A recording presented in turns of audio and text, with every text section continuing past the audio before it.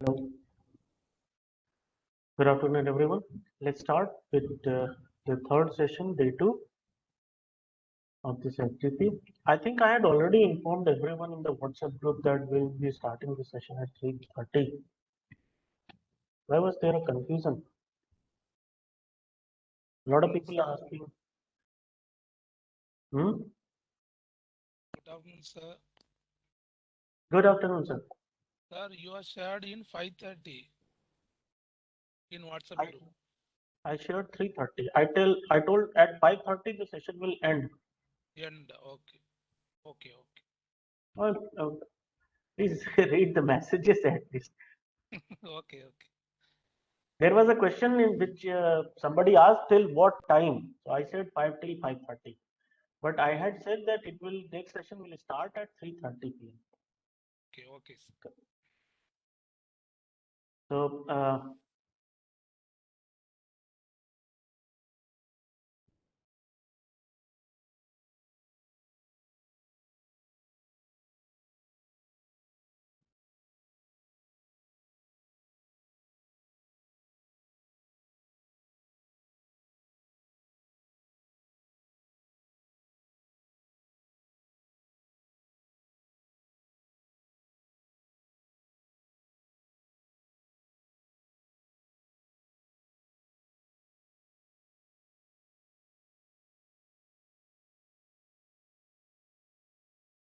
okay.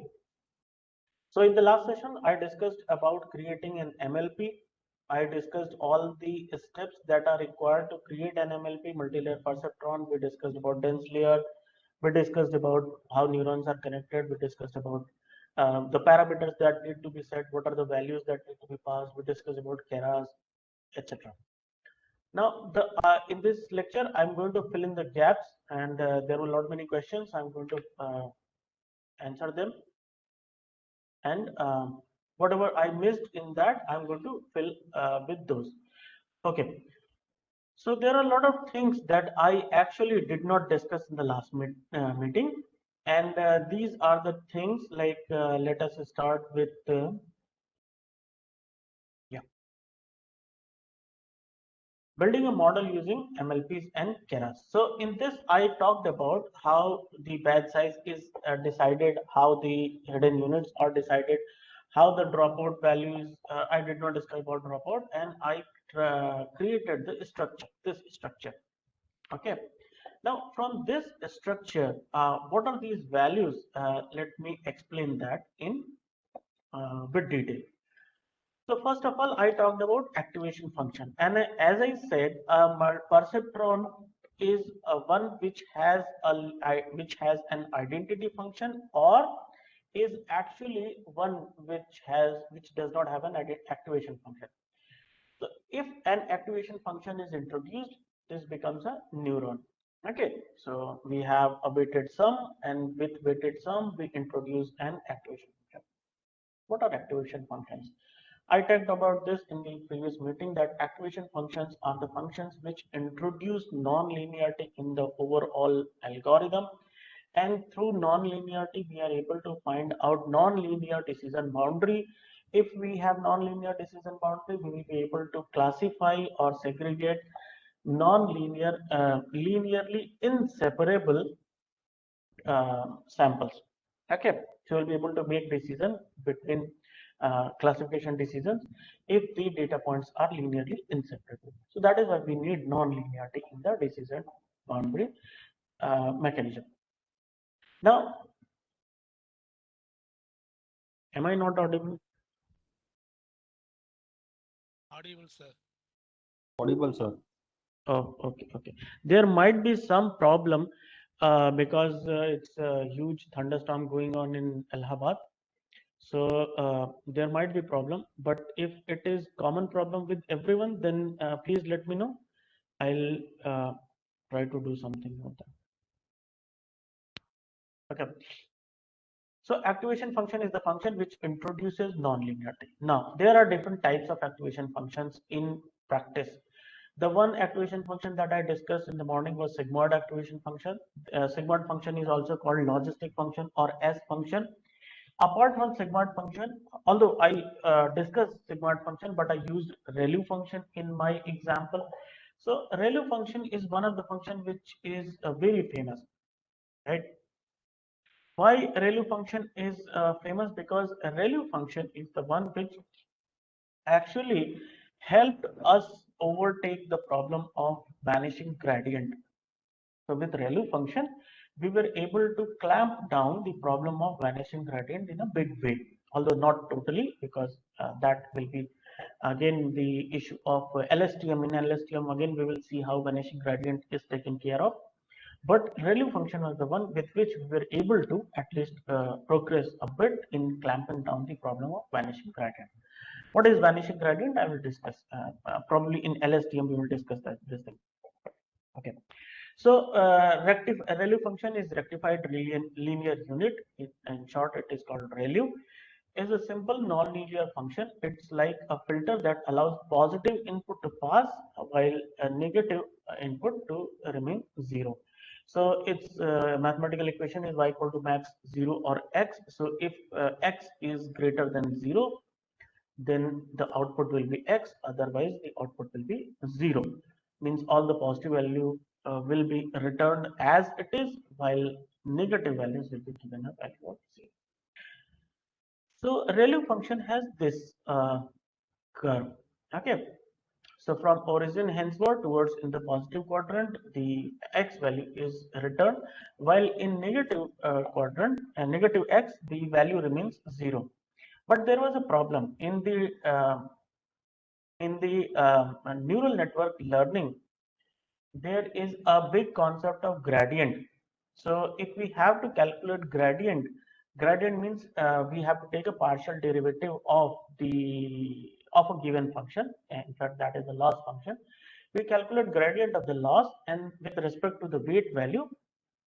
But if we have to calculate gradient, we should be able to derive the function. We should be able to find out the derivative of the function at a given point of time, given point of x. However, the derivative of this function, ReLU function, for values less than 0 came out to be 0. Okay. So if this value is 0, then this is not going to help us a lot, because ultimately the change that we wanted to introduce in the weight value will not be seen. It will remain 0. So there will be no change, so there will be no learning. To overcome this problem, we introduced another function which is called leaky ReLU. Leaky ReLU is equal to y equal to ax. Okay. So ax means if it is in positive quadrant, a is 1, and if it is in negative x direction, negative quadrant, the a is a small value. It doesn't become 0. Leaky ReLU says it doesn't become 0. It becomes ax, where x a is a very small value, let's say 0.001. So it is leaking, kind of a leaking the x value. It's not totally shunting it. It is leaking a small amount of x value. That is why it is called leaky value. So this is one activation function. Apart from that, there are different activation functions like the ReLU that were discussed. There is the soft plus function, that is log of 1 plus e to the power x. LU function, which is exponential ReLU, is x of e into e to the power x minus 1. Then SELU function also, like this, there are different types of functions in literature. You can find them in literature. However, the most versatile and most used function are the sigmoid function, then tan H function, tan hyperbolic function, ReLU, and leaky ReLU. These are the four functions which we find almost everywhere in literature in one or other hidden layer. Okay. Apart from this, we also use softmax function. I think I had softmax functions. So a softmax function is another function. Here you can see that softmax function is normally used in the last layer, that is the output layer. Why we use it in the last layer? Because we want to find out the probability of classification. So suppose in our example, if I take the example of handwritten digits, we had 10 classes. Out of 10 classes, we will be able to predict the classification of an image on the basis of maximum value out of 10, which maximum value we get. So suppose I get a value like this. Okay, this is the 10 class probability value that we get, and our neural network predicts in this order. So what are the value? Let's see. First value says at 0th index, it says 0th index means it is representing digit 0. So it says the value is 3.5 into 10 to the power minus 11, almost 0. Then 7 to the power minus 11, again 0. 2 to the power 2 into 10 to the power minus 7, again 0. 6 into 10 to the power minus 7, 0. 5 into 10 to the power minus 11, 0. Okay. Then 4 into 10 to the power minus 9, again 0. 3 into 10 to the power minus 16, again 0. However, this value 9.9 into 10 to the power minus 1. Okay, means 0.9. And this again 1.2 into 10 to the power minus 9 and 3.06 into 10 to the power minus 6. So except this value, remaining values are almost 0, and this value is 0.9. So we understand with this kind of output, we understand that all of these 10 values are the probability values, and this number, this digit which stands for index number 7, represents digit 7, and if its value is 0.9, it means the probability is 90, it's 9.999. So 99.99% probability that the digit handwritten digit image corresponds to digit 7. Now remaining values are a smaller value. So a difference between sigmoid function and softmax function is that sigmoid function produces a value between 0 to 1. However, it does not take care of what are the other uh, probability values. However, softmax function takes care of all the output values in a combined fashion such that the values produced for all of this, if they are added, they give you a total as 1. Okay, like when we toss a coin, the probability of head and the probability of tail should be in such a way that if we add these two probability, the probability, total probability should be 1, right? This is the common understanding.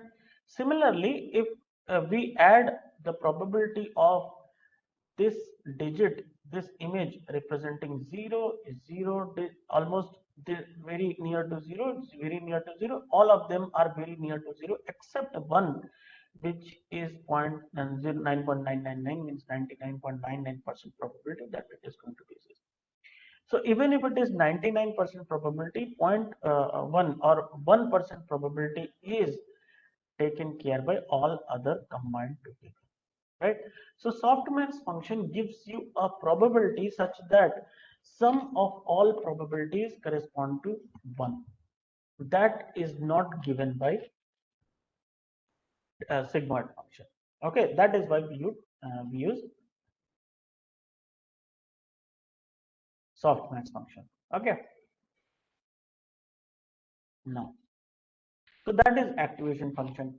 Now we move on to regularization. There are three types of regularization that we normally see in deep learning. Why do we do regularization? Regularization is done to bring values closer to 0. Okay, regularization in statistics means if the estimates can be restricted or shrink or regularized towards 0, then the impact of insignificant features might be reduced. This prevents model from high variance and provide a stable fit. Okay. So if we have high variance, we have a probability of overfitting model. If we have low variance, we have a possibility of underfitting model. So variance and bias are complementary to each other. If variance increases, bias decreases. If bias increases, variance decreases. If we have high bias, the model is underfitting model. If we have high variance, the model is overfitting model.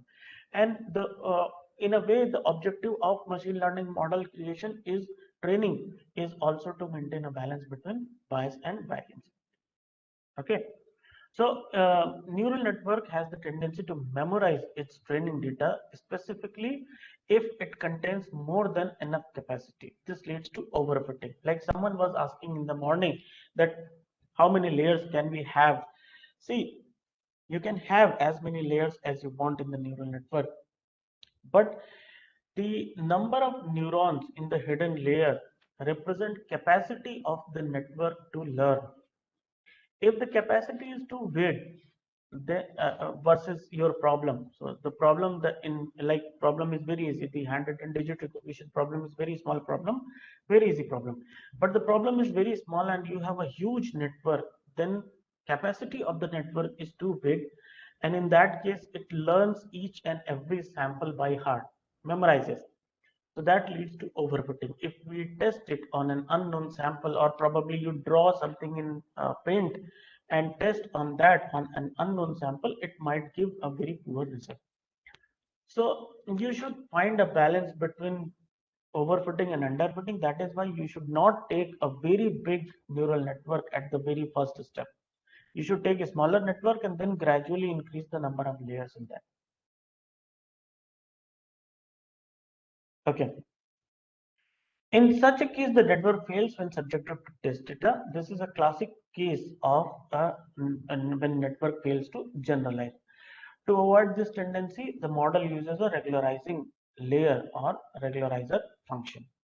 Now, what is a regularization? Regularizer. Regularizer job of regularizer is as stated over here in terms of statistics, to bring it towards zero, to shrink it towards zero. So shrink what towards zero? See, we are shrinking the effect of some of the uh, features towards zero. So if some features are dominant feature, or some feature are taking the learning towards their direction, their dimension, then we are trying to gradually constrain their effect, and thus we try to make a model which generalizes well for the training data or testing data.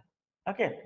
So in a case of neural network, how this generalization works? You see,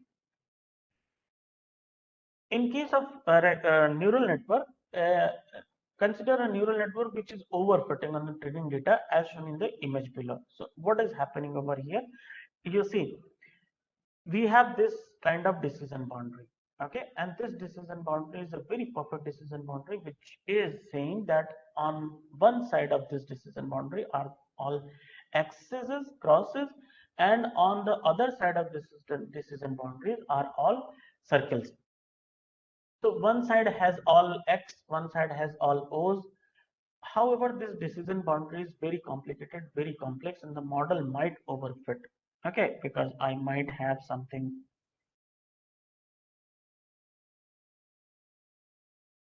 I might have something like, let's say over here,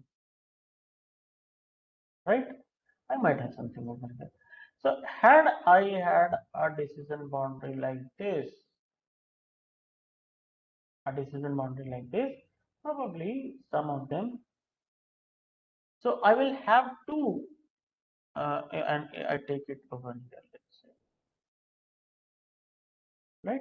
I will have two exceptions which are or errors which are falling on the wrong side of classification, but still the decision boundary is simple, and with simpler decision boundary I would be able to give a better generalization, right? However, if my decision boundary is too complicated, the model is over. So what is happening over here? This decision boundary is the the nodes, these neurons which are present in the hidden layer. So what is happening? If there are, suppose in this example, there are 7 neurons, and every neuron is projecting a direction for this decision boundary. So what we do over here is that we try to simplify the model. Okay, how do we simplify the model? We remove some of these neurons. Okay, So if you have studied the concept of regularization in machine learning, you will have a clear idea that regularization penalizes the coefficients. Regularization penalizes the coefficient. In deep learning, it actually penalizes the weight matrix of the node, weight matrix of the node. Okay, so you see what is happening over here. If I'm trying to penalize the coefficient, what am I actually penalizing? If I'm trying to penalize the coefficient, it means I'm penalizing this W coefficient of X is the input value and W is the coefficient. So if I'm trying to penalize W, am I not penalizing this weight matrix? Right? I'm penalizing this weight matrix. If I'm penalizing this weight matrix, it means I want these weight values to become 0. If I want these weight values to become 0, what is happening? You see over here. If I want these weight values to be 0, suppose there was a weight W1 over here, and somehow I want to penalize this W because I'm penalizing coefficients. In regularization, this is what happens. So if I'm penalizing this W, so I'm penalizing this weight value. To penalize a weight value means making it closer to 0. If I make it closer to 0, what happens to the output X corresponding to this neuron of layer H1? X1 dot 0, because I have penalized W, this leads to 0. So what happens to the output of this neuron? Output of this neuron is output of this neuron actually taken into consideration when the input to this neuron is calculated? No, because this becomes 0. So summation of this will have no effect. X1 W1 will become 0. So what happens to summation? Summation remains as it is without any consideration for the output of this neuron. So eventually what happened? This neuron 1 means neuron 1 of H2, hidden layer 2, did not see the output of neuron 1 of H1. So in a way, for this input calculation, this neuron was absent. This neuron was no longer there. This neuron was not at all considered. So if this is the case in regularization, what we are doing, we are switching off some of the neurons. So this is what it says. You have a fair idea that regularization penalizes the coefficients. In deep learning, it actually penalizes the weight matrix of the node. If we penalize weight matrix, then assume that our regularization coefficient is so high that some of the weight matrices are nearly 0. Weight values are 0. I should write it, weight values are 0.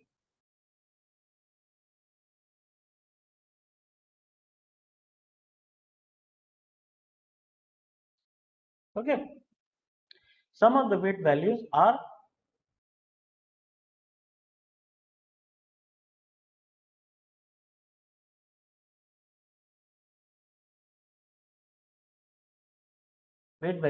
nearly equal to 0. If weight value is equal to 0, it means the effect of this neuron is not at all going over here. So this neuron is switched off, this neuron is switched off, this neuron, this neuron, this neuron.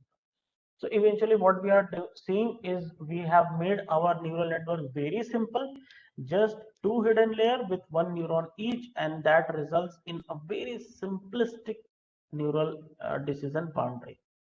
A very simple decision boundary, a plane, and this plane will have some higher error, but it will be very simple. Bias will be too big. Against this example, suppose I switch off fewer number of uh, instead of switching off these many cells, if we switch some fewer numbers, let's say I switch this off, I switch this off. Okay, I switch 50% of the neuron in first hidden layer, and let's say 33% neuron in second hidden layer. So I still have this neuron, this neuron, this neuron, and this. So that gave me a simpler but not an overly simplistic neural network. Okay, and the result of that is that I am getting a decision boundary like this. which still will have some error like this x, but it will be simpler, it will be easy to calculate, and will be able to generalize. Okay, will be able to generalize. So this is how regularization works, and the most direct approach of this kind of regularization in neural network is through dropout. Dropout is the concept of direct implementation of whatever we saw in this explanation of regularization.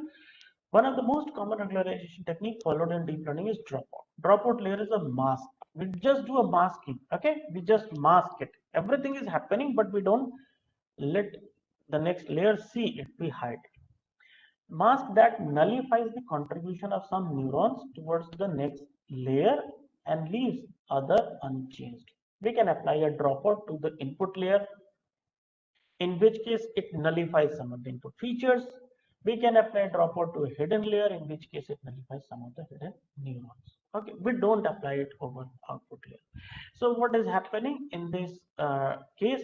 With dropout, without dropout, you see this is without dropout, in which all the input layer values are being passed on to hidden layer values, and hidden layer outputs are being passed on to output layer values. Okay, so none of these neurons are stopped or hidden. With dropout, what we do, suppose in this case, I say that I am implementing dropout at first hidden layer with a probability of 50%. So my dropout rate is 0.5. Okay, so if dropout rate is 0.5, then I say that 50% of the neurons should be switched off, and that is what is happening over here. Out of 4, 2 neurons are switched. Okay. When I say switched off, I don't actually mean that they don't function. They still function. They still function. But the only thing is they're there, as I explained to you, that over here in this example, I told you, weight value becomes 0. So yeah, over here I had explained the weight value becomes 0. So the output of neuron is still there. The weight value is also there, but we put a layer between a layer. We put a layer, masking layer between first hidden to second hidden layer. This masking will switch off some of the connections, at some of the point. Not all at all points, some of the connection at some of the point, like this. So output of this neuron is computed.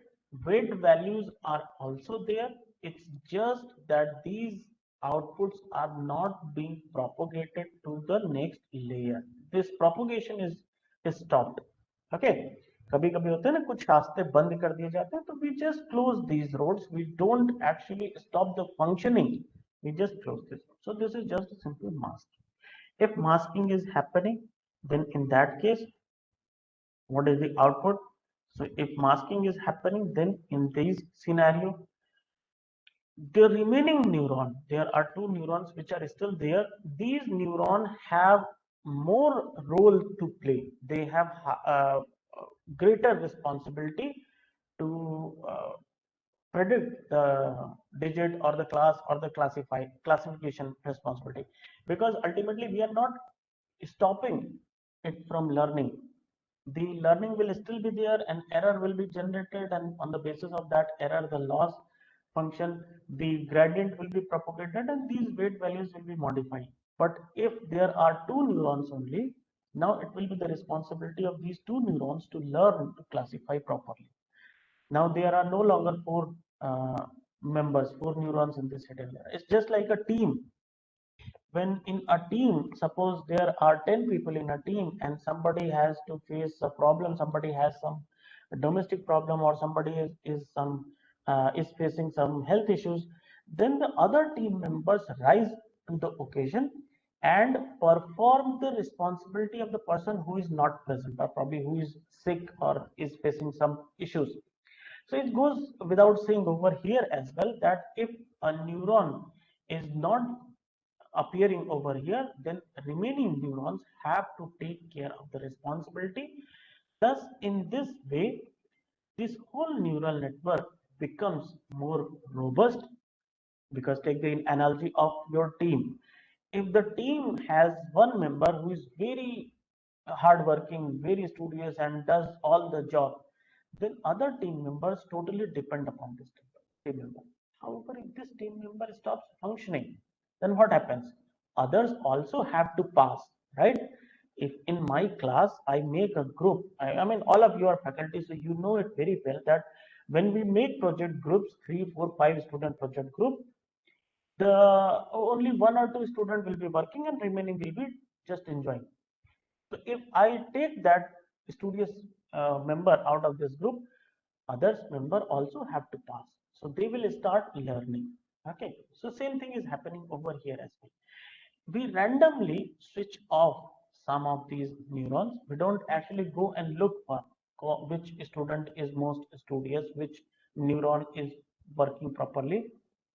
We just take out randomly. So others learn. There are questions. Output cost having any effect with this dropout? No. Output cost function having any effect with this dropout? No. There is no in that. Okay. Actually, the thing is, it's during the training process. This training is still happening. So if training is happening, so what happens is that instead of say in our toy example we had 256 neurons. So if I implement dropout of let's say 50%, so 128 neurons are gone. So remaining 128 neurons have to learn, and the learning is still going on, training is still going on. So in this, in our example, in the given a dropout rate, here it is set to dropout of 0.45, means 45% neurons will be dropped out. The dropout layer randomly removes the fraction of unit from participating in the next layer. They will not participate. As the first layer has 256 units, after dropout of 0.45, only 140 units from layer 1 participate in the output calculation of layer 2. The dropout layer makes neural network robust to unforeseen input data because the network is trained to predict correctly even if some of the units are missing. Okay. So dropout is not used in output layer and it is only active during training. Dropout is also not present during prediction, right? So in our example, we had taken dropout was taken to be 0.45, means we wanted 45% of the neurons to be dropped out in one scenario. And it's not like if it is dropped in once, in the next cycle or next batch, it could be someone else, right? It's not like only this neuron is dropped out forever. It's not like forever. This time this neuron is dropped, in the next batch probably this neuron could be dropped. It is always random. Okay, if training is happening in one, we can drop out some neuron, and in next training we can drop some other neurons. On what basis? It's random. We randomly drop neurons. Okay, so you see the structure of the neural network that we had created in this neural network. This dropout layer, it is kind of a sheet, a filter, a screen which drops, which doesn't allow more than 140 neuron to pass. As soon as it takes 140 neuron, it just stops. Okay, door closes, no one else can pass. So what 140 means, I have a dropout of 45%. So 140 neurons only will be allowed to pass. Which 140? I don't care. It's totally random. So we can compare the performance of algorithm based on dropout value. Of course, of course, of course. That actually many papers actually list the dropout values, and with different dropout, what are the performance comparison they mention in papers also. There is L1, L2 regularization. L1, L2 regularization is implemented in literature. Not many practical applications, practical models will find with L1, L2 regularization, but it is very same as just regularization that we have seen in normal machine learning algorithms. Cost function equal to loss plus regularization term. So we have the loss plus lambda summation W square, where W is the parameter weight value. It adds L2 penalty, which is equal to square of the magnitude of coefficient. Is it necessary to, the question, is it necessary to include dropout neurons? Okay, there are two answers to this question. First, there are no dropout neurons, right? Neurons are neurons. Dropout is a layer, a screening, an activity. Dropout is just an activity of stopping some of the neurons, okay, of the previous layer. Is it necessary to include dropout? No, it is not necessary. Instead of dropped out, if we use less number of neuron in the layer, then what's the difference? Okay. See, there are two differences. First, we do not know how many neurons will be required, right? That is a hyperparameter. No one knows how many neurons are actually required. You can take lesser number of neurons, but the thing is, even that lesser number of neuron will be more than sufficient. Who knows? I don't know. Okay. So what we do, we let the neurons be there, let the neuron be there, apply dropout. So see if you can survive with lesser number of neurons. Okay. And since it is randomly, some of the neurons are switched off, some of the neurons are taken, some of the neurons are not taken, then your whole job becomes very easy. You don't have to decide how many neurons to take. You can let the probability be 50%, 55%, 60%, 30%. That is what I'm saying. You need to compare. And then let the neurons be there. You don't have to play with the structure of the data, structure of the neuron. If you keep lesser number of neurons during the runtime, you cannot increase that number. You understand my point? If in the structure itself you have chosen to have 128 neuron, how will you introduce 256 neurons? You don't have any choice. But if you have 256 neurons, you can decide to have a 50% dropout such that out of 256, only 128 neurons will be propagated. And this you can do at runtime, right? So you can play with the model. We are relating this phenomenon with decision tree pruning or achieving overfitting. Okay. See, to answer Akanksha, the job of pruning in decision tree is again to clamp down on overfitting, because you as you know, decision tree, the biggest drawback with decision tree is the overfitting. Okay, and that is why we go for random forest, that we don't believe the result of single decision tree. So to clamp down the overfitting of decision tree, we implement pruning. And same thing over here, I also started with, to clamp down on overfitting, we are reducing some of the neurons. Okay. Is there any thumb rule of dropout percentage?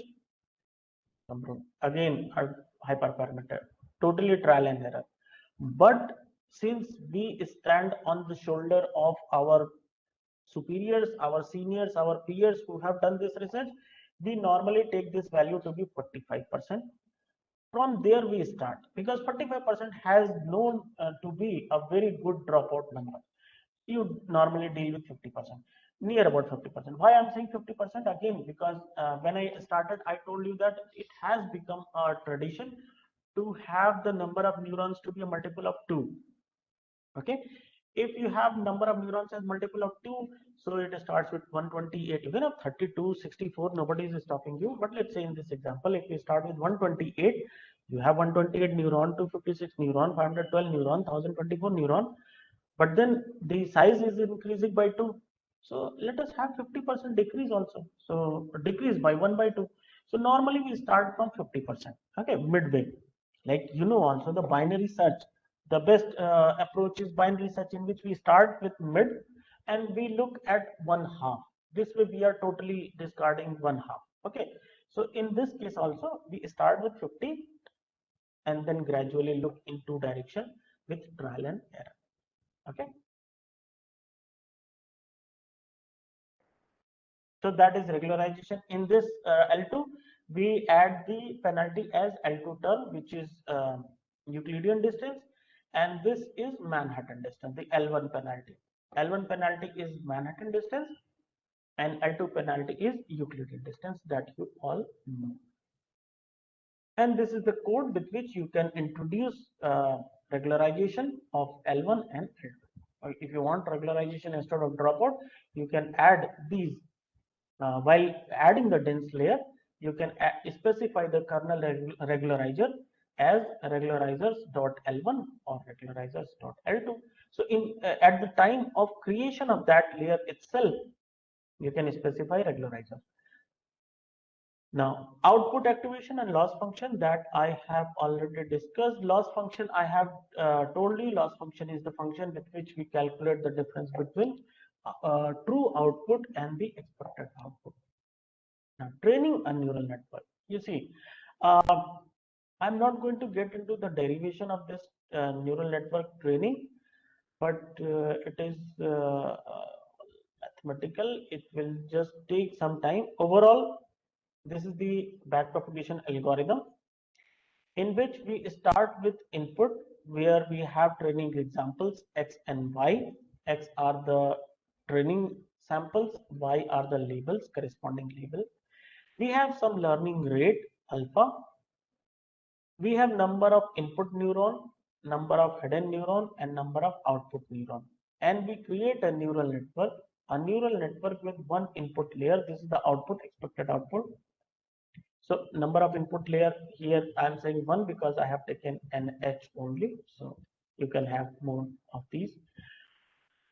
A neural network with one input layer, one hidden layer, and one output layer with an I, an H, and an O number of neurons respectively, and all its weight. That is our expected output. What do?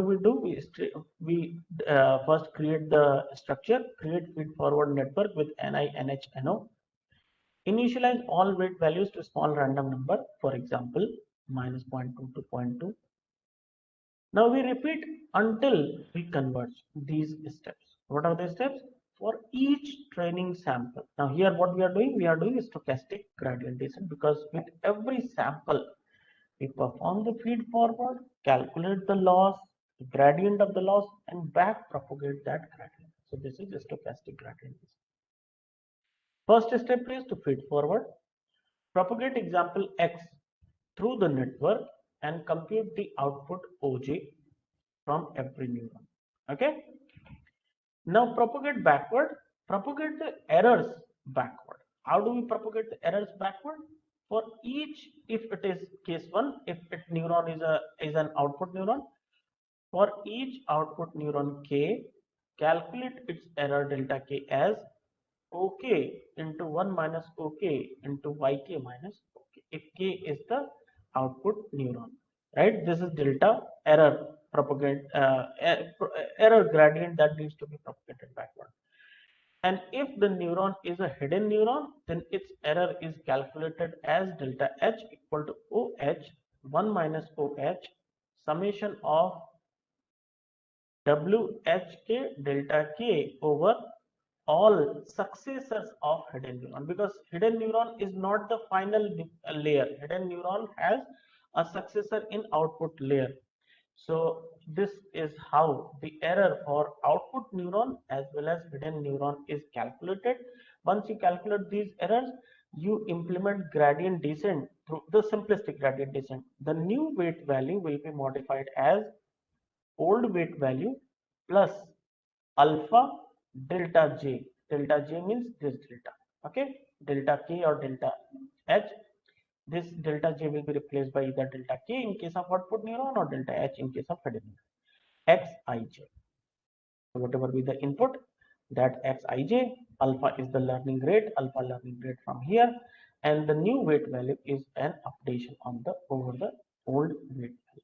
So this is the back propagation, feed forward back propagation algorithm. Now your question would be, how did we converge upon these expressions? How did we calculate? So the calculation is just above this.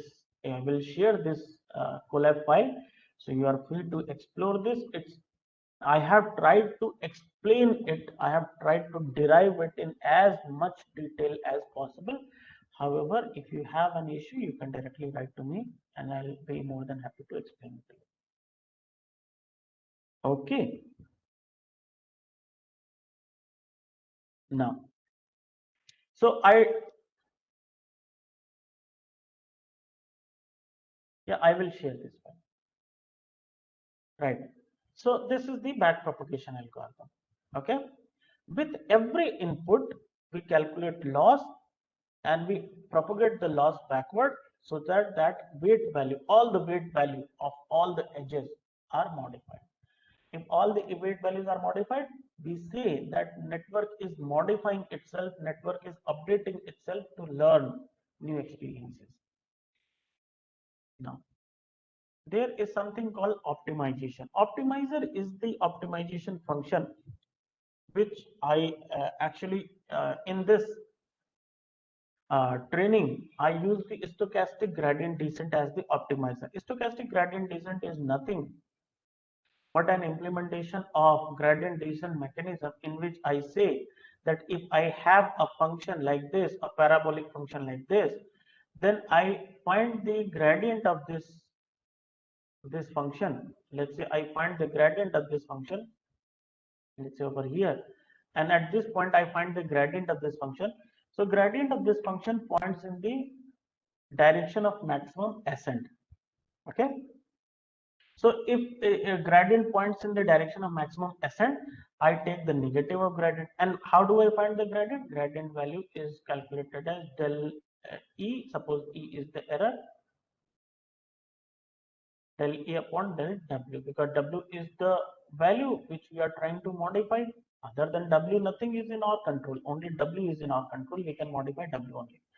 So this is gradient. Gradient is the slope which points, slope is a vector which points in the direction of maximum ascent, and this curve is the error curve E. Okay, so if we differentiate this E with respect to W, we get the slope, the gradient which points in the direction of ascent. Okay, so if we want minimum error, so we need to descend. So what we do, we put a negative sign. So instead of it pointing in the upward direction, now it will point in the downward direction. It will point over here. Now if it is pointing over here, I need to move. Okay, it's just direction. It's just direction, del E upon del W. Now how much do I need to move? So that is decided by alpha. So alpha will decide that from here I take a step and I move in this direction at this big step. This is alpha is the step size. So this term minus alpha del E upon del W is called gradient term. And with this gradient, I start from somewhere and I have this value and this is W. Okay, and this is the error. This is the error curve. This is E. I have to find the minimum E, minimum error. Then if I'm here, I will move the W value will move in this direction. If suppose I am here, then W value will move in this direction such that I reach the minimum error and thus I find the W which corresponds to the minimum error. That is gradient descent. So in this algorithm, in this derivation, whatever mathematical derivation has been explained over here is taking the sum of squared error as the loss function. Sum of squared error as the loss function. Where is sum of, yeah, this is the sum of squared error, SSE. So Yk is the expected output and OK is the obtained output, actual output. Okay. So we take this, we subtract one from other, then we square so that the negative term is taken care of, and we sum all of them. So we have 10 errors because we have 10 classes. So we have 10 errors, we sum all of these and this becomes our sum of squared errors. Okay. So now this is our loss function. And with this loss function, we have implemented gradient descent. You see over here, so minus alpha del E upon del W. This is the gradient term. We add this gradient term to the old W so that we obtain the new W. This is the fundamental basis of our learning. And this, in case gradient descent, is called the optimizer of neural network. So it is the training algorithm or optimizer. Name doesn't matter. Name changes, but the fundamental concept is same. Over here, when I say optimization, it means I'm trying to train the neural network and I'm trying to optimize the weight value. With optimization, the objective is to minimize the loss function. Idea is that if the loss is reduced to an acceptable level, the model has indirectly learned the function mapping input to output. This is what is we are trying to learn. Performance metrics are used to determine if a model has learned the underlying data distribution. The default metrics in Keras is loss. During training, validation and testing, other metrics such as accuracy can also be included. Accuracy is the percent or fraction of total predictions based on the ground truth. In deep learning, there are many other performance matrices. However, it depends on the target application of the model. There are most commonly used optimizers: stochastic gradient descent, which you normally refer to as SGD, then adaptive moment, ADAM, then root mean squared propagation, RMS, PROM. Each optimizer has tunable parameters like learning rate, momentum, and decay. ADAM and RMS prop are variations of stochastic gradient descent only, with the variation that they have adaptive learning rate. Okay, what is learning rate? You remember the alpha value that I had told you over here, W dash equal to Wij minus alpha. So this alpha is the learning rate. In stochastic gradient descent, once this alpha is decided, you don't change it. However, in ADAM and RMS prop, you have the option to tune it. And again, the alpha value is a hyperparameter. So you see in stochastic gradient descent, you have to decide alpha, then start training. However, in ADAM and RMS prop, they gradually change with respect to a function.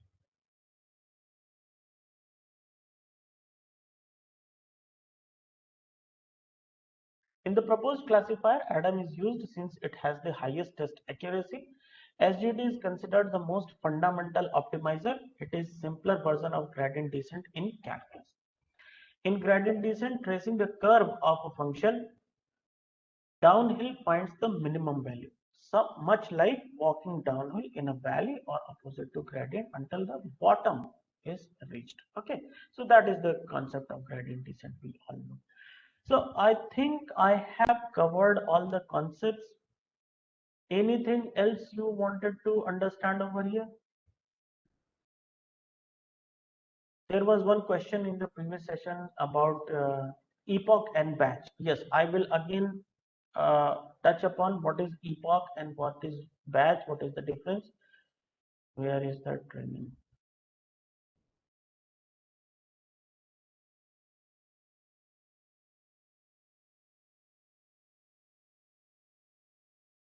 Okay. See, as I told you, the batch size is 128. Batch size is 128. I'll again take the help of my calculator. Batch size is 128. My number of samples are 60,000.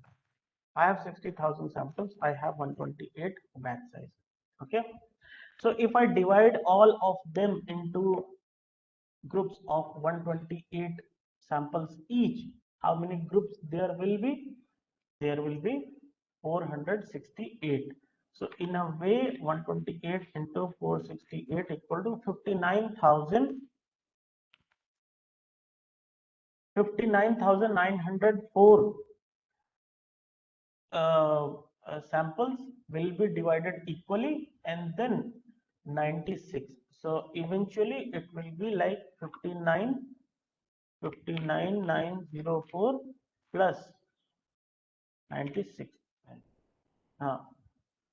Okay, it had to write 59,904 plus 96. Okay. So 59,904 samples in 468 groups, and then last group will have 96 samples only. Now that adds up to 469 groups. So one epoch means you have to run 469 batches. As soon as these number of batches complete, we say that one epoch has completed. Okay, if one epoch has completed means I have shown my neural network all the samples at least once, at least or at most once only. So if I have shown all the sample once, it means after showing 60,000 samples and after training on 60,000 samples, the accuracy that I get is 86.65%. Okay. What if I show these samples to my neural network again? Okay, let's do that again. So all 60,000 samples which were shown to my neural network once will again be shown. Those 60,000 will be shown again. If these 60,000 are shown again, this is epoch number 2, second epoch. So what is happening? The accuracy increased to 94%, and a lot of samples which were not being recognized earlier are now being recognized accurately. Okay, but still we are not happy. Okay, I showed 2 times, but I'm not happy. Then I'll show it again third time. This is called epoch number 3. So same 60,000 samples are being shown again and again and again in every epoch. But in batch, only 128 samples are shown, not 60,000. Okay. Question.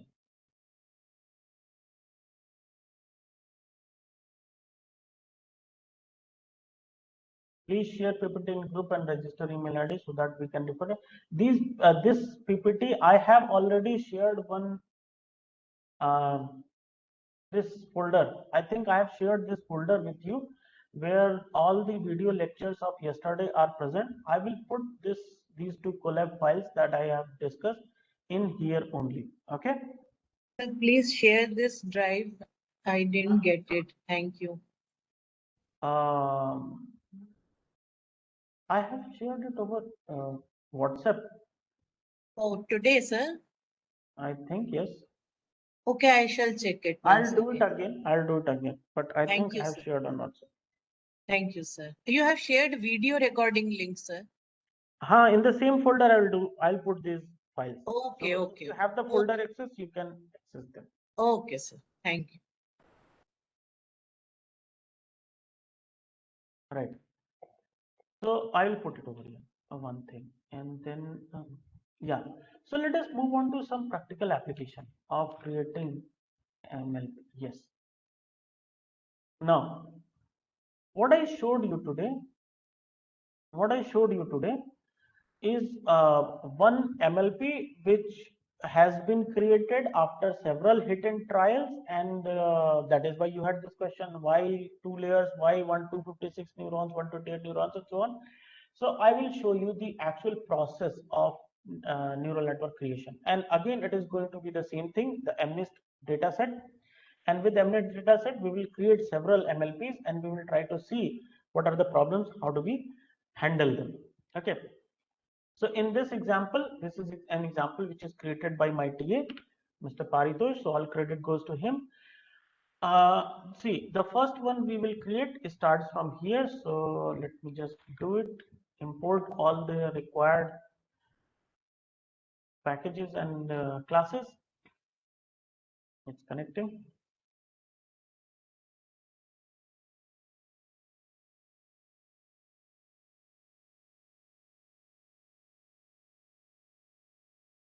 So you prefer the Google Colab for all the experiments? In our college also for the labs, we are doing Google Colab only. Okay. So is it okay, or should we have the Anaconda Navigator? The Anaconda Navigator is helpful if you have a machine with on which you have all the setup already done.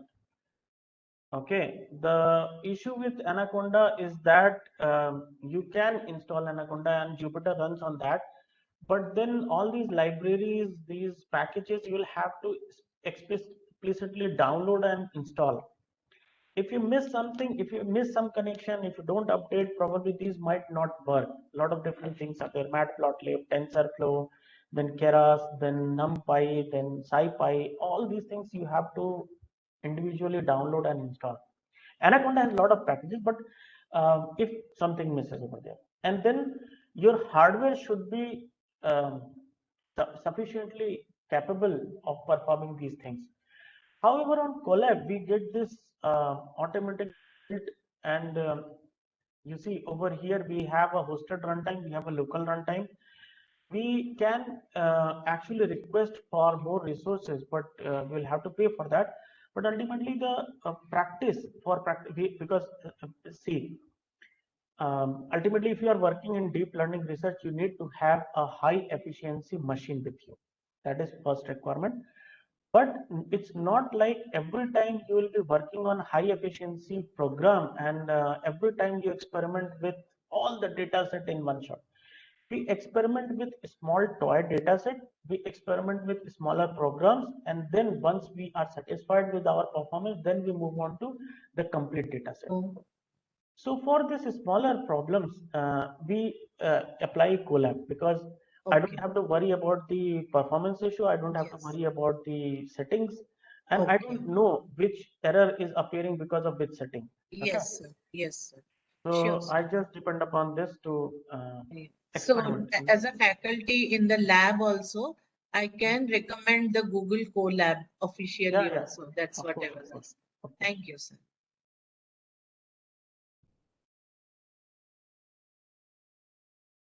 Okay, and one thing over here, in the latest version of Keras, these optimizers and utils have shifted. So I think this is not present over here. I'll have to fill it from there.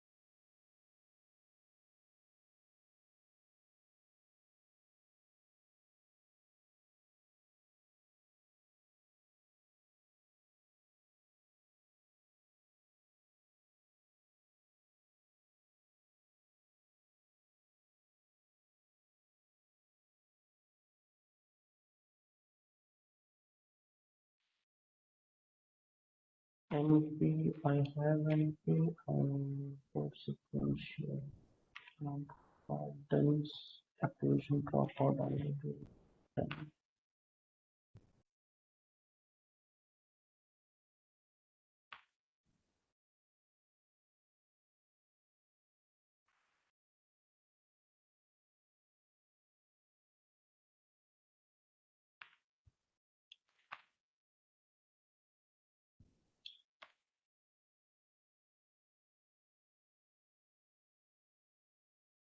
Okay, so data set is the same that we have used till now.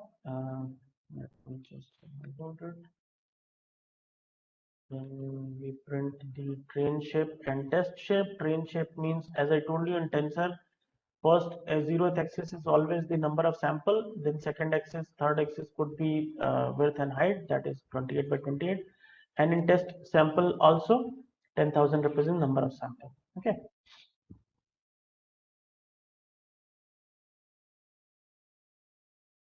We plot one of the figures, that's figure number anything. X10, let's say X10. Okay, X10 is 3, X11 is 5, and so on. I don't know, it is 5 or 6, I don't know. But so on. This is how you can see your figures. So this is MNIST digit.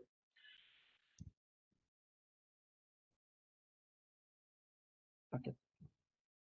Now before you start working with your data, it is very important that you look at your data distribution. You should understand that all the classes should be equally represented in the data set. In this example, as you can see these bar graphs, and you observe that digit number 1 has the maximum number of samples. However, they are more or less equally represented.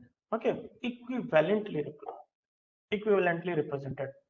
So this kind of data is good.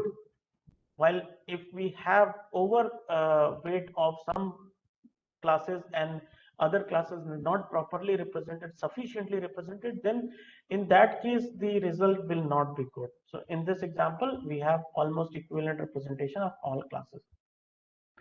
So categorical label, one hot encoding, we have discussed in the previous class also that we need to do one hot encoding and categorical classification. So we have done that over here. All our output labels, they should have one hot encoding. They will not be now 0, 1, 2, 3, 4, 5. They will be like this, represented in form of this vector. So like this, the first vector represents 0, 1, 2, 3, 4, 5. This represents digit 5. Okay, this represents digit 0, this represents digit 4, this represents digit 1, and so on. Data set normalization, as I told you, we don't want data to be 0 and 255. We want data to fall between 0 to 1, because then significance of all the values remain close, remain equivalent.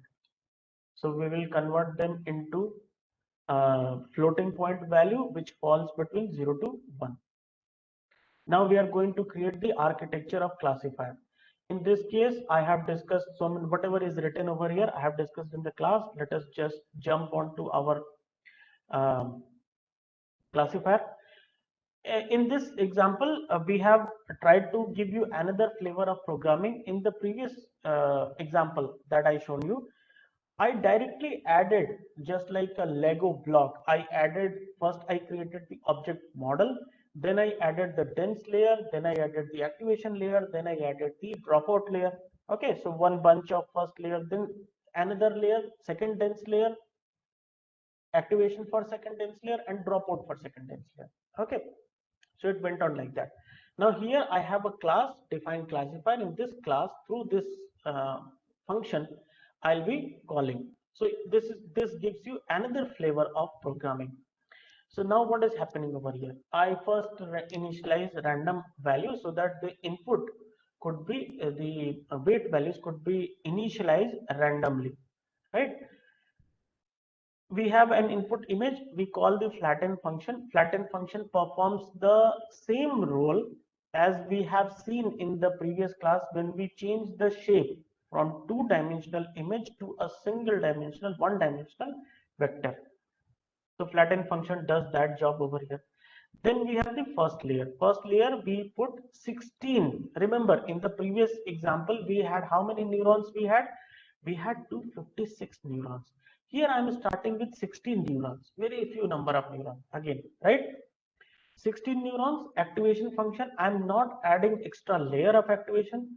In this function call itself, I am specifying the activation function. Now kernel initializer, I am taking it a random value from here. See, these random values I am taking from here. So random initialization of weight values is happening from here. And what am I passing to it? I am passing to it the image, the input that will come to it. So this C goes over here. Okay. Now dropout is 0.1. So we have taken a dropout of 10% only, right? Now second dense layer has 32 neurons, activation function ReLU, kernel initializer again in it. Dropout is again 0.1. Third hidden layer 64. So I have taken three hidden layers. See over here, three hidden layers, 16, 32 and 64 neurons. Now activation function ReLU, kernel initializer, again initializer like that. And dropout is again 10% dropout. After that, the output layer is created, which is again a dense layer, has got 10 neurons. Activation function is softmax, as we took in the previous example, kernel initializer, just like initializing randomly. Then we call the model, then we call this class model and pass it in image, the input image, that is our input image, and out. So out will be our output layer, this output layer, right?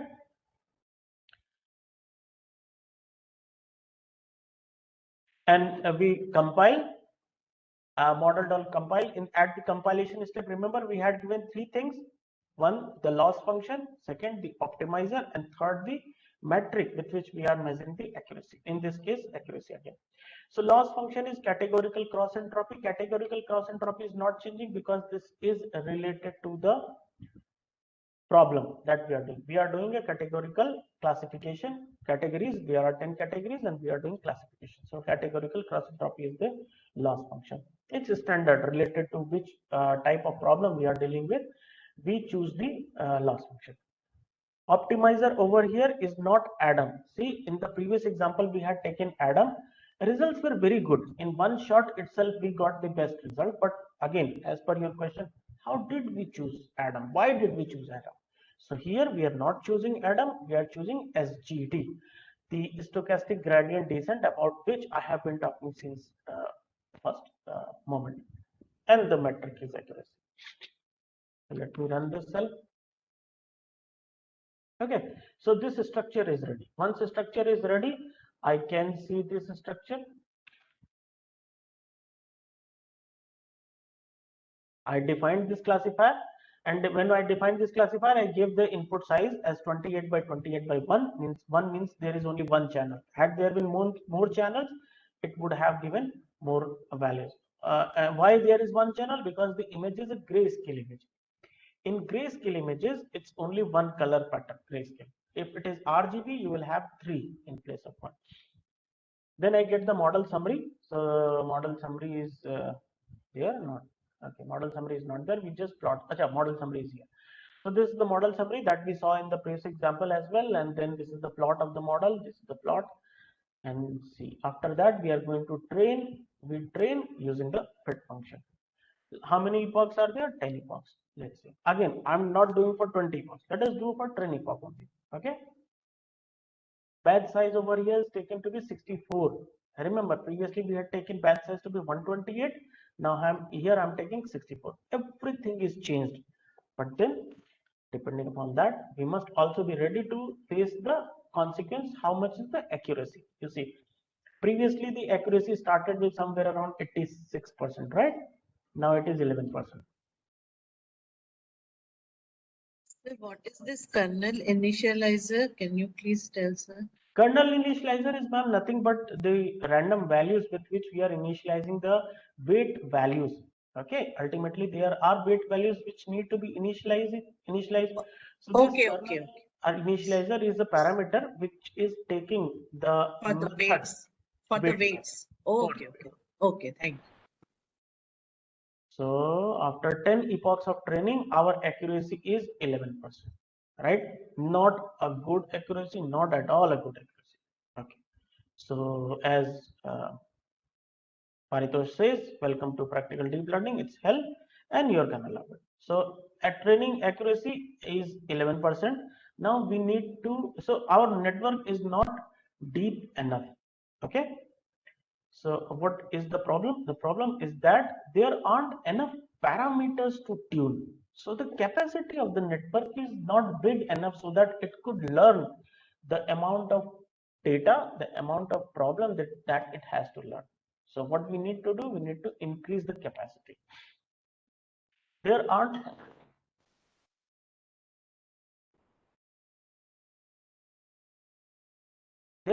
enough number of parameters and enough number of neurons so that it could learn. So we need to increase. So we'll create another MLP over here.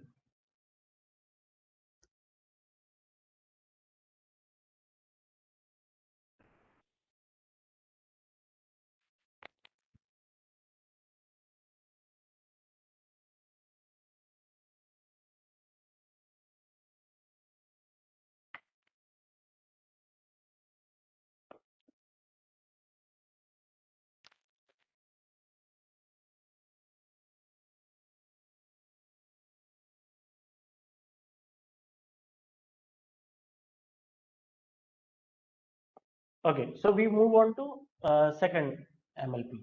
Okay, now we have added two additional layers with 128 and 256 units each and increase the corresponding dropout rate given the increased number of units in the layer. Okay, so we have increased the number of layers, increase the number of neurons in each layer, and then increase the dropout. Let's see how does it change. So same function, we are just making some changes. First layer, instead of 16, now we are starting from 32. What was the first layer? 16. We had started with 16. Now here I'm starting with first layer, I'm starting with 32 neurons. Okay. See, I'm also just experimenting, and the result of all experiments are in front of you. So we will see how do we graduate in our model creation. So first layer has 32 activation, same value, kernel initializer initializes the weight value, dropout 0.1. Second layer has 64 neurons. Third layer has 128 neurons. Fourth layer has 256 neurons. So we have added two new layers, and the dropout in these two layers is respectively 0.2 and 0.3, means 20% and 30%. Rest of the things are just same. So let me just run this cell and then this cell, and then I train it.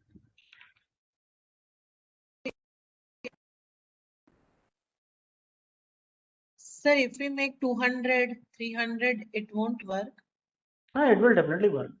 Normally Okay. we do it a multiple of 2. That has become a tradition. So looks Okay, good. okay. You see, you do with 128 or 100, doesn't Okay. matter at all. So people Okay. normally follow.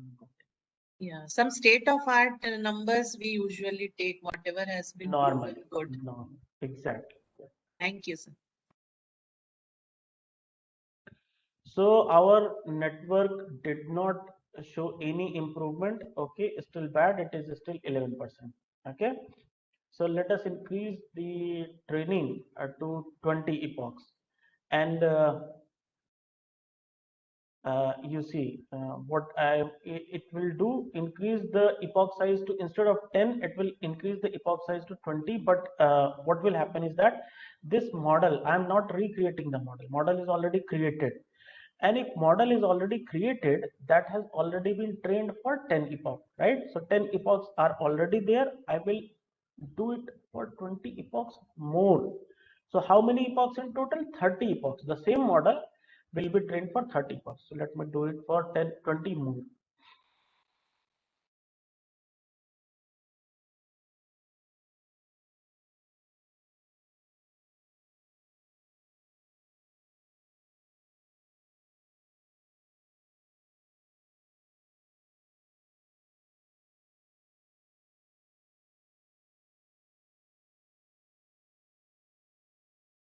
I don't know, it doesn't seem like changing at all.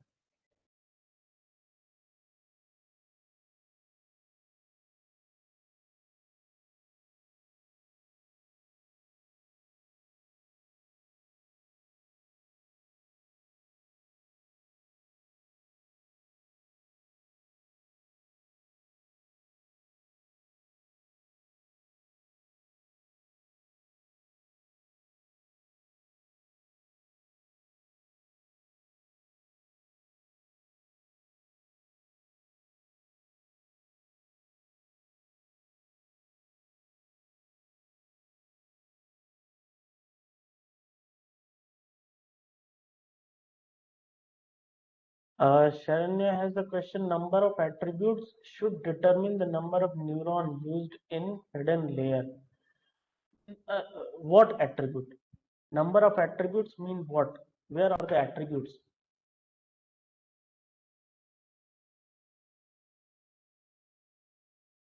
Okay, we'll discuss, Sharanya.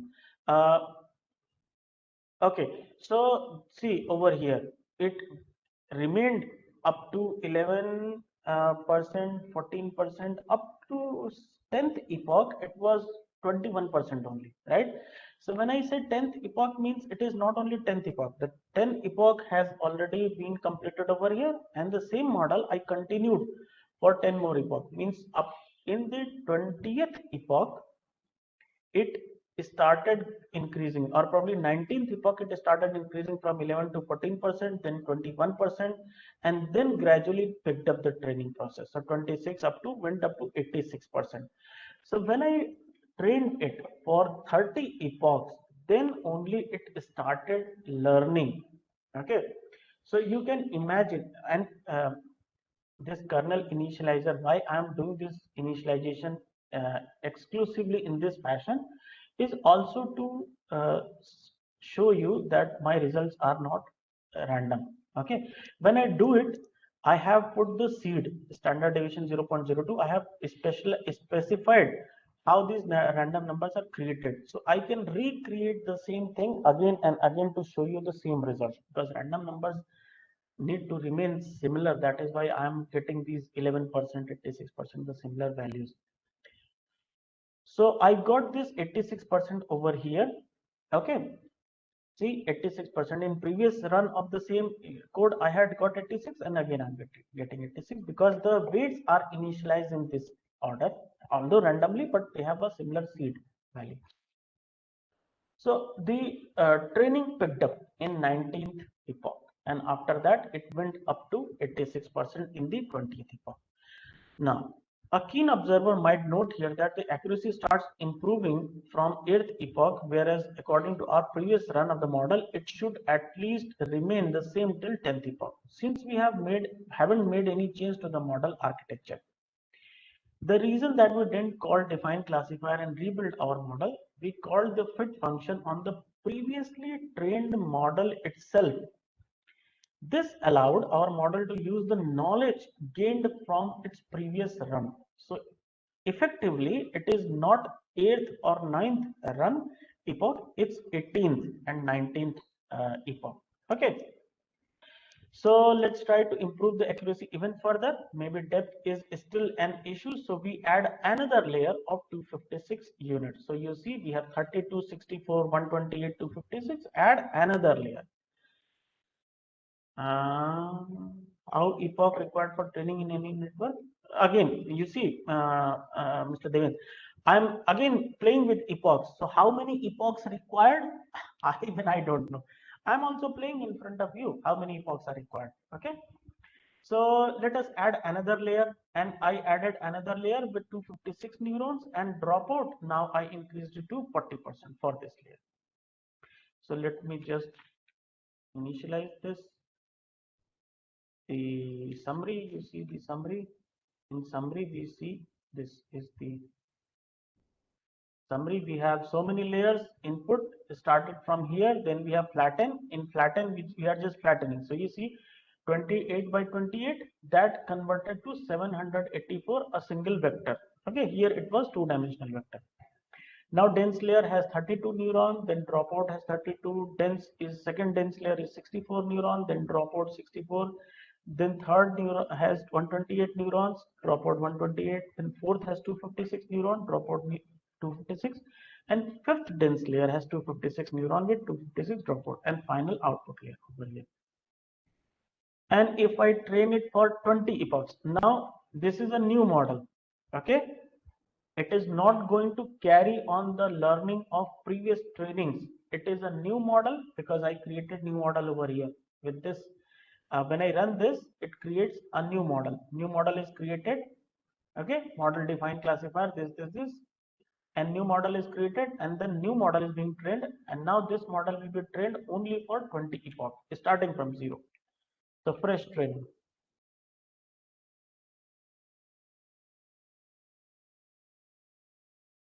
Mr. Ramnath is asking for attendance. Ramnath ji, attendance has already been given in the second session. Now that is closed. If you have done, you are done for the day. No issues. Your attendance is marked for the day.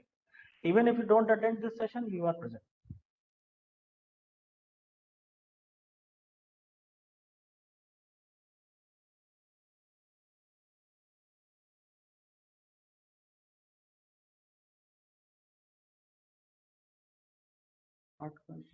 How to add attention mechanism layers?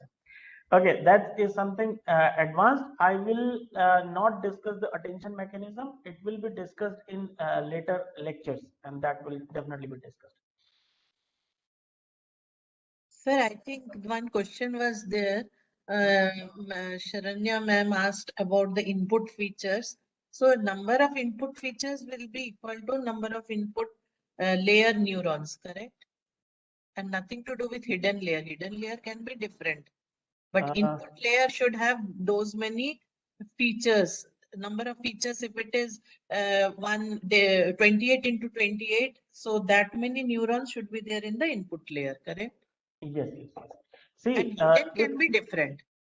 hidden can be different, hidden can be anything, totally dependent on our understanding, our perception, and our experience. In the input layer, the number of inputs that you are presenting to the neural network is dependent upon what kind of input you have. Like over here, we have 28 by 28 image size.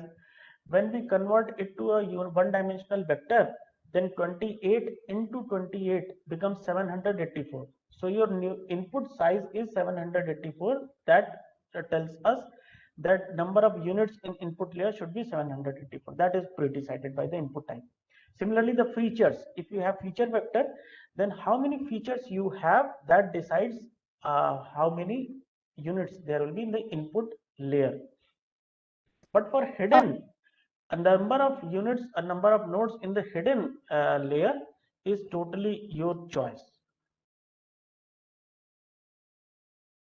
Sir, The more say for example, in my CSV data set, for example, I have around 750 features, sir. So, so it is like I must have 750 neurons in the input layer. Yes. Yes. Yes. It is mandatory, sir. Yeah. Okay. Okay. Basically, you don't have those many neurons. What we do know in this, you see, input layer, we don't create the input layer, ma'am. We just specify what is the input size in first hidden layer itself. I'll give you an example. You remember this setting data where we were creating here. You see, I'm creating over here. This is the first hidden layer. In the first hidden layer, I'm specifying what is the input size. I'm not creating the input layer.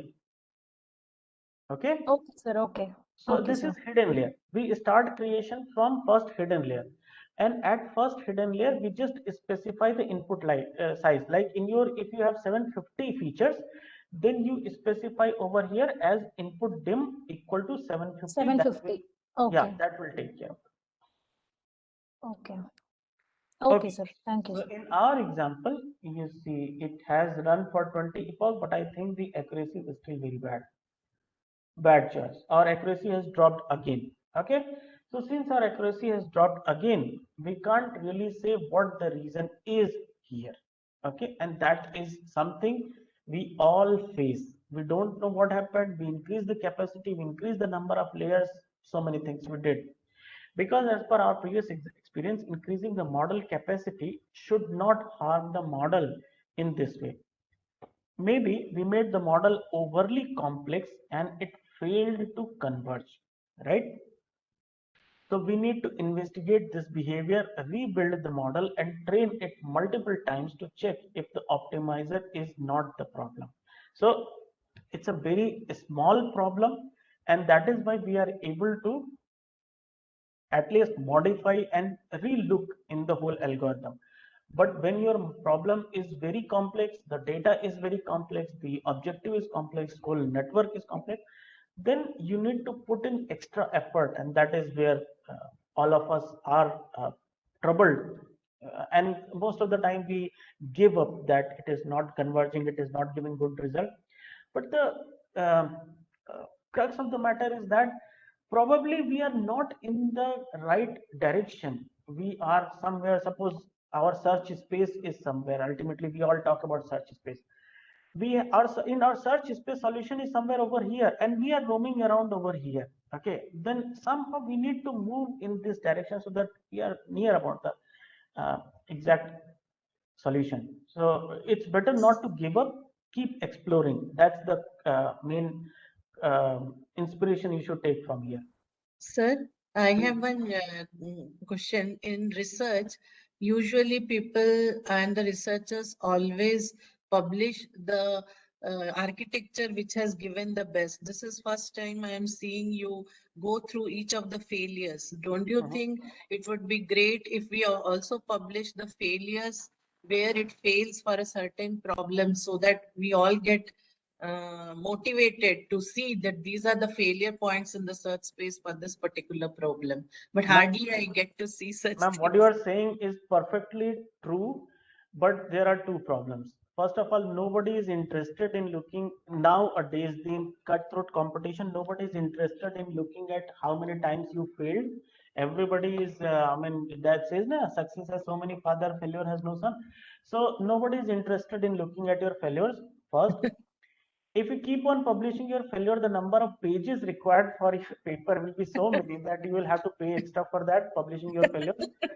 And then many a times the failure that you are facing has already been faced by many people.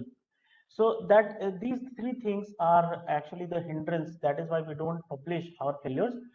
But as my father says, he has already, also been a very good academician. He says that every failure is also a research output, because then you stop the world from taking that path, which is bound to Yes, fail. correctly Right? said, sir. So it's up to you if you feel that the failure that you have observed in your research is so important that you should report it, then definitely you should report it. And I I just would now saw one word, investigate. Let us investigate in that paragraph. Then I yeah, thought there is two words, trial and error and investigate. But investigate is definitely not trial and error. So once we try to investigate, that means we are trying to have some hypothesis why it has failed. So that gave me that inspiration that, okay, if I investigate the failure and try to say the hypothesis, that also is a contribution to the society. That's what I exactly, said. exactly. Thank That's you, very sir. true. Thank Thank you you for very your much. time. So let's see. We try to create another one. Okay. So what we are doing over here, let's keep the architecture as it is and change the optimizer from stochastic gradient descent to Adam. Okay. So the Adam that we had taken in previous example, I have not changed anything in this, and I will reinitiate the model, define the classifier, and run it for 20 hours. Let's see what happens. Just the optimizer has been changed. This optimizer, instead of SGD, stochastic gradient descent, it has been changed to Adam. In Adam, what happens, I'll tell you very quickly and very crudely also. See, this is the curve of the error function. Why I always draw parabola? Because that is what we have done in the square of sum of squared errors. Remember, I had taken the loss function as sum of squared errors, in which what I had done a y minus o, means expected output minus actual output, and squared it. So if I squared it, I got two objectives completed. First, the negative sign that might arise because of this subtraction is gone. And when I square it, I create a parabolic curve, second degree curve. Okay, so this parabola might have one minima, two minima, many minima, but ultimately it has some kind of parabolic curve. So if it is parabolic, I might be able to obtain this gradient. Now, when I'm starting from here, if I'm very far from minima, then my step size should be larger. Okay, but when I reach closer to minima, I mean in this region, then my step size should be smaller. So instead of this big a jump, I should be making a jump like this. From here, a big jump, then a small jump, then a small jump, then a small jump. My jump size should keep on gradually decreasing such that I don't overshoot the minimum value. This minimum value, I don't overshoot. It should not happen like this, that I started from here, I jumped here, then from here, I jumped here, then from here, I jumped here. It should not happen like that. This means I'm always jumping here and there, and I'm not converging towards the minimum. So what happens in Adam is that it gradually, automatically, the step size, the alpha, it gradually decreases as it goes closer to the minimum. Automatically does that, and that helps a lot in the learning. So with change of optimizer, the optimizer was switched from stochastic gradient to Adam, and now see, we have obtained a huge benefit because of that. Now our accuracy is 96%. Okay, the accuracy has increased in a major way, and right from the second epoch. Where was the second epoch? Yeah, second epoch itself went up to 90%. You might want to take some time here, okay, to think on why the change to Adam optimizer affected the model this much. Please keep in mind our previous attempts too. All right, with 96% accuracy, our model is good enough to test. We need to see if it has overfitted on our training data or not. So let us do this and see what is our testing accuracy. Testing accuracy is 96%. Our accuracy is training accuracy 96 and testing accuracy 96. So we haven't checked on what changing. Sorry, changing. We haven't checked what changing the batch size does to our model. So let's try and increase the size to 128. And okay, so till now our batch size was, I suppose, how much? 64 was the batch size, right? Somewhere we had done that. Batch size 64. Now let us change it to 128.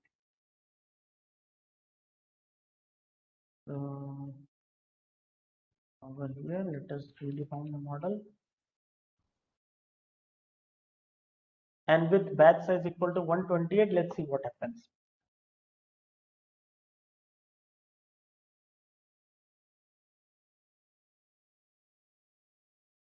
In the previous example, in second epoch itself, we had reached a figure of 90%.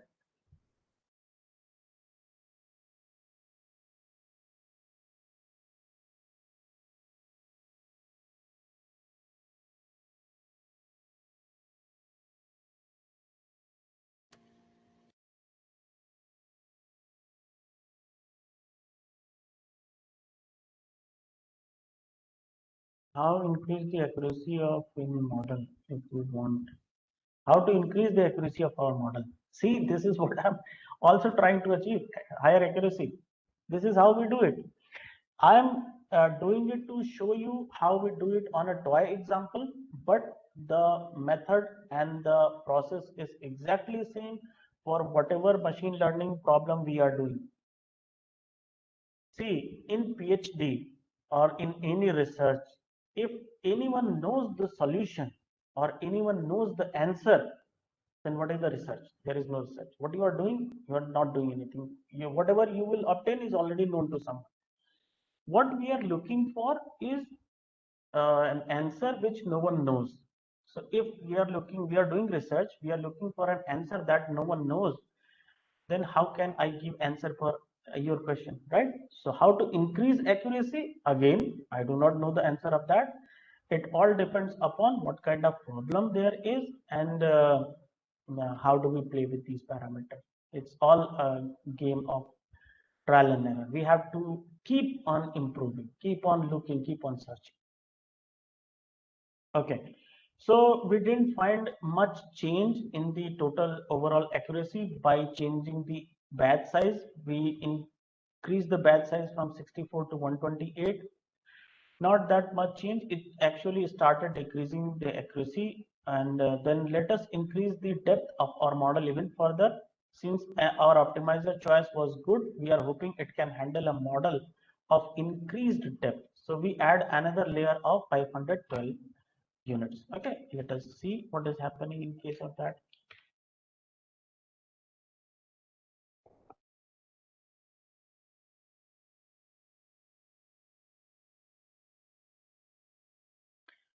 So as it says, bigger is not always better, but let's see.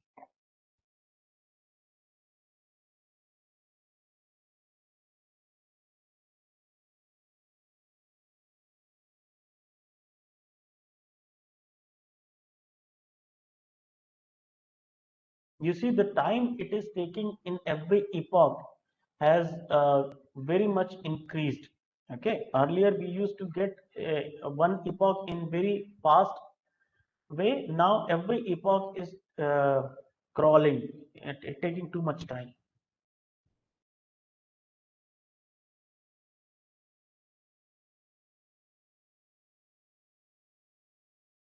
Now this hint, what it says is bigger is not always better. You have greater training time. Now, how to remove that greater training time? Try to increase the compactness. What do we mean by compactness? We have so many layers, okay? 32 neurons, 64 neurons, 128 neurons, then I suppose 2 layers of 256 and 1 layer of 512. I think first 3 layers are not at all required. If we have 256, 256, 512, then 3 layers are sufficient. Okay, 1 layer, 1 layer, 1 layer, 3 hidden layers are sufficient. So first 32, I think 32 is gone. So 64, 128, we don't really need them. We can remove them. And then 256, 256 and 512, 3 layers. They have got so many neurons. Start from there, make some changes. Start from there and then try to reduce the number of neurons. Like in our previous example, we had only 256, 256, 2 layers of 256 neurons only, and we were getting 98% accuracy, right? So you see the target, and that is how you will play. And when we see that training time, see, it is still taking time to train, and it is still at 14th epoch only. So it means if we increase the compactness of our model, the model might perform in a faster way. The computational complexity might reduce, and obviously, this all computation happens layer by layer. So more number of layer is not good. You have lesser number of layers, but if you want to increase the capacity of the network, increase the number of neurons per layer. Okay.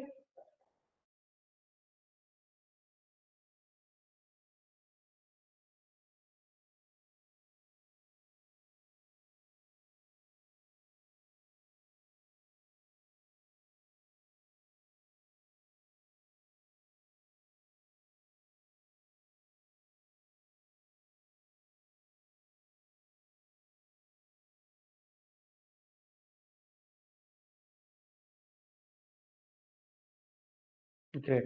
So our accuracy is increased to 98% now, and now this model is more or less as per our expectation in accuracy.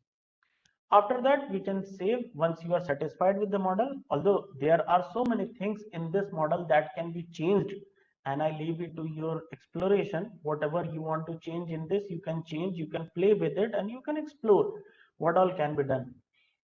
Now you can save your model, whatever model you create, as give the model name, then dot model or H5. It saves as H5. Also, I've seen it somewhere. Using the model save function, you can save it. So we have got 98% accuracy. You might be starting to notice the increased training time now. Okay. And let's see the test loss and test accuracy. Test loss is 10% and accuracy is 97%. Testing accuracy 97%, which is less than 98% the training accuracy.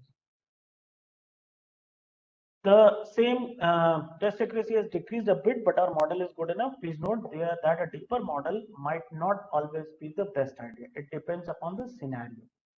For a nominal percentage increase in accuracy in an image model, building a model that makes twice as long to train is not a good trade-off.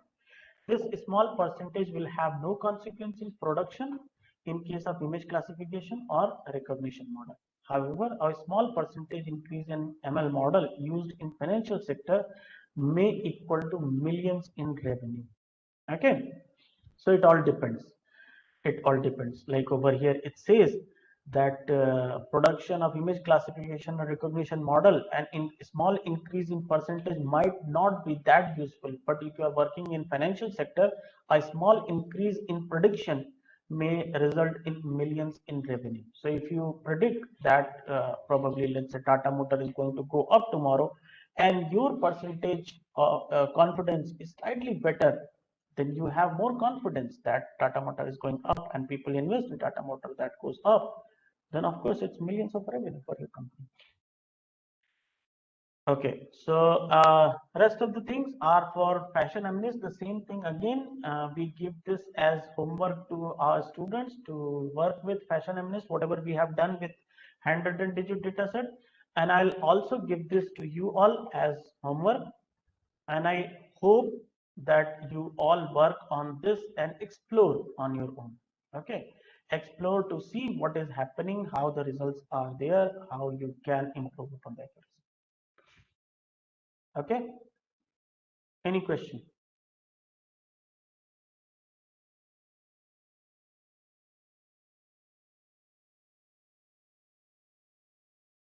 Okay, many people are just worried about attendance. Attendance is already done. You don't have to worry about attendance. Attendance was already taken in the second session. So if you have marked your attendance, you are done for the day. Any other question? Okay, I thank you. Thanks to you as well. And I am very glad you Sir, like. can I, sir? Yeah, Uh, please. Sir, if you would like to execute a deep learning program, like, do we really need GPU, sir? Like on databases like Oasis, MRI? Unfortunately, yes. Unfortunately, yes, because that is what I told you in the last lecture as well. Na? Because of advent of GPUs, the parallel processing started in a big way. So these neurons, neurons in a given layer, they all work in parallel. So all these parallelization happens on GPU. The parallel processing happens on GPU. That is why you get faster processing. Otherwise, if you try to work on CPU, although CPUs of today have become very efficient, a lot of parallel processing also happens in them, but it's always beneficial to have GPUs because Sir, I tell you, you are not going to submit a project assignment for your BTech or master's course. You will be doing research, okay? And research requires you to work on complex problems. You don't want to limit your exploration because your machine was not able to give proper result in sufficient in smaller amount of time, right? sir, especially the medical databases or In medical not databases, if you are use working on databases. images, Yes, sir. Yes, sir. MRI and all. definitely you must have GPUs now. High Yes, performance sir. computing system. ILD, Oasis, and all these databases.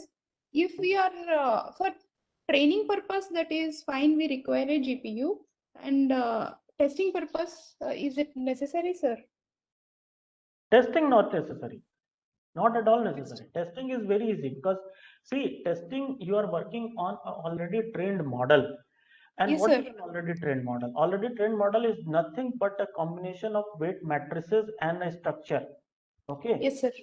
So it's like it could be a simple text file, which is kind of a XML file in which weight values are written and the structure of the model is written. It could be in within a few KBs or MBs. So if it is testing, not at all required. That is why we do implement this deep learning model on simple web pages, then drones also, which do not have high computational efficiency. They are being You implemented. can go with Google Colab, no, sir, for testing. Google Colab will work. Google Colab also helps you in training as well, but not to a very big because Google Colab has a session limitation. After some duration, 1 or 2 hours, it terminates the connection. So once it terminates the connection, your whole training is gone. That is a Yes, very sir. big hurdle. Sir, one small request from my end, like if time permits, not today, before the FDP closes, so could you share the specifications of the GPU which is required for working on medical image databases, which is affordable for a normal, like, In fact, I'll also have to search for that. But the thing is, we have some configuration. When I was at IIIT Naya Raipur, we have established an AIDL lab, artificial intelligence data deep learning lab. And there I had a set of specification at Allahabad also, IIIT Allahabad also. We have a GPU lab, very big central computing facility. I have set of specifications. So if you write an email to me, probably I'll be able to share that with you. sir, and as an individual, we cannot afford GPU in crores, no, sir. Sir, in market, if we Google it, it is available for 2.5 lakhs. That is also more if we talk practically. That's why I'm asking. Okay, email me. Probably I might be able to suggest something. Thank you, sir. Thank you so much for your response. Thank you. Any other question? Sir, what should be capacity of the GPU? It should be 4 GB or 6 GB for image process for large image data set. Ma'am, go with 8 GB. Start with 8 GB. 8 GB. In fact, why I'm telling you 8 GB is because normally 8 GBs have already become one generation older. Okay. So this 2 GB, 4 GB, they are providing. If So you are is it 6 GB is okay or not? 6 GB, you can work with that. Dedicated RAM or GPU, right? Dedicated memory. Yes. 6 GB dedicated memory is good. You can, yeah. And, For and research purpose only. If you want to do some student project, then 2 GB dedicated RAM is also good. for PhD purpose, it should be 6, right? If you do 6, it will save a lot of time. It will And definitely save a lot. which will be the best NVIDIA latest which can be purchased? I will also have to look into it. I don't really remember the name. Okay, sir. In the next Whenever we session, you require, we can also share. explore. So If possible, you can share in your next session. I will not share in next session. You can write an email because I don't think that will be beneficial for all the participants. Okay, sure. Thank you. You just write an email to me. I think I had shared my email. I will share my email in WhatsApp group. You Yes, can write an email. I'll be able to reply. yes, sure, sir. Thank you. Okay. Hello, sir. Okay, guys. Yeah.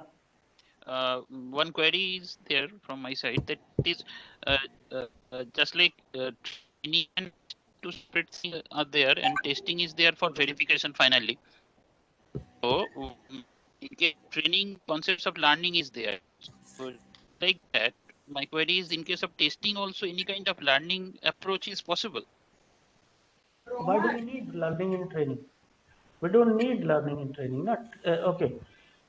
See, when we start with our data, we divide our data in basically three segments. One, if suppose I have 100% of data, 100 samples, then I will start by dividing 80% for training and 20% for testing. When I have this testing data I will never touch until I have to prove that what is the accuracy or what is the ultimate capability of my model. I will work with 80% of data, and within 80%, I will create validation set and training set. Okay. Then you can either create throwaway validation, you can either create X-fold cross validation. Okay, you can create throwaway validation set, you can create cross-fold validation, but all the testing happens on this data set, the 80%. In this validation, testing is also happening. So you can say that quote unquote, the data on which validation testing is happening has also been trained upon, right? Because how do we do validation testing? We have 80% of data, and within 80%, we suppose take 20% of validation and 60% for training. Then this 20% changes, and remaining 60% we train. Then 20% validation again changes, then 60% we train, and we do it X times. So the current validation set might have some data for which we have already trained, right? So it's already seen data, but that gives us an estimation of where our model is going, where our learning is going. However, the training data that we had separated out at the very beginning, that is a very pious data, that is a kind of religiously untouchable data. You cannot touch that data. You will only report your model's performance on that data. Okay. So at the time of testing, no training is allowed, no training. I hope I was able to answer the question. Yes, sir. Thank you, sir. Okay, so I will end the session here and meet you guys tomorrow morning when I'll start convolutional neural network. I'll discuss convolution and then 18 tomorrow. We will have Professor Shekhar Verma as well, who will start with GCNN and the LSTM and RM. Okay, thank you.